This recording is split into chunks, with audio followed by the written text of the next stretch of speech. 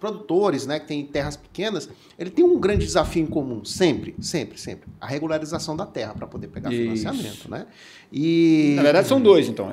A regularização e o financiamento, isso, né? Porque ele não tem crédito. Na verdade, eu acho que um é o início para poder acontecer o outro, exatamente, né? Então assim, né? Como superar isso daí, Camato? O que vocês viram aí para poder ajudar esse pessoal, né? Porque a gente está falando de defesa da floresta e tal, né? Mas assim, né, é uma realidade distante para esse pessoal, né? Porque eles não, tipo assim, acho que a primeira preocupação deles é sobreviver, né? Como que integrar essa questão, sabe, de manter a floresta ali e tá sobrevivendo, tá tendo seu mantimento, né? Mas às vezes isso não é tão possível porque você não tem uma terra regularizada. Como que você vai ter um benefício de crédito, sendo que não tem isso?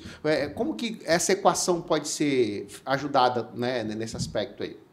Sim, aproveitando o gancho já que o Fábio iniciou mostrando esse perfil, se a gente voltar nos anos 70, e você conhece muitas pessoas que estão aqui desde os anos 70, sim.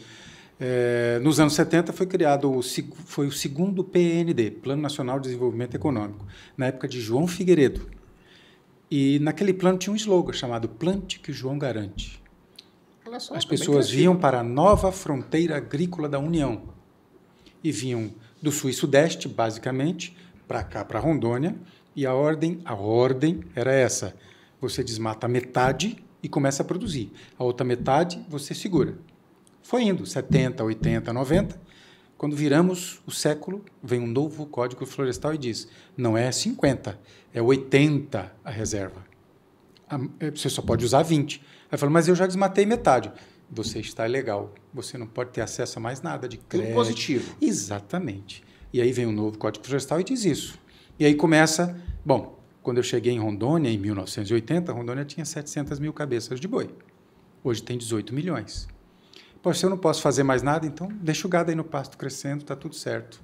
E vamos em frente. Eu presenciei em vários municípios desse estado os ginásios de esporte, lotados até o teto de safra. Safra de arroz, de milho, de feijão, de tudo.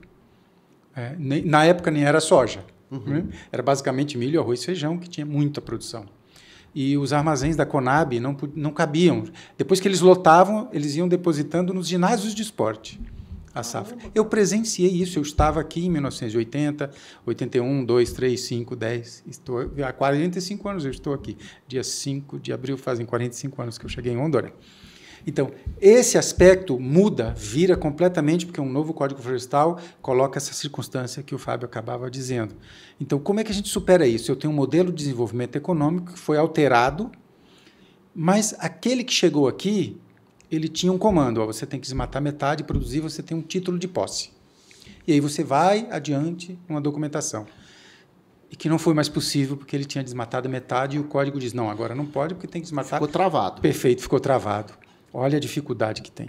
Então, nós temos aspectos aqui que têm que ser muito bem cuidados. Primeiro, se a maioria absoluta, mais de 85% dos produtores rurais estão em pequenas propriedades, e a gente está falando isso, propriedades de 2 módulos, né? Em torno de 84 hectares são 2 módulos. Qual é o nível de renda média anual desses pequenos produtores? Só para, né, fazer um número bem próximo do que é a realidade, vai variar de 1.500 a 2.500 dólares por ano.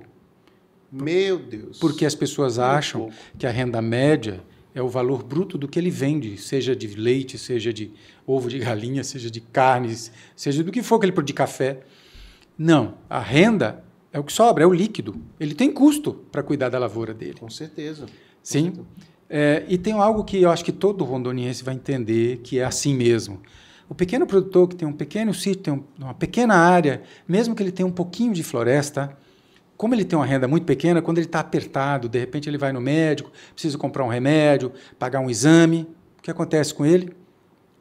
Ele chama um madeireiro e diz assim, quanto você me dá nessa árvore grande aqui, que eu preciso de dinheiro? É isso. A árvore da floresta, que para ele acabou virando uma poupança. Ele aprendeu que quando ele estava apertado, ele ia lá, derrubava uma árvore, e aí ele conseguia um dinheiro.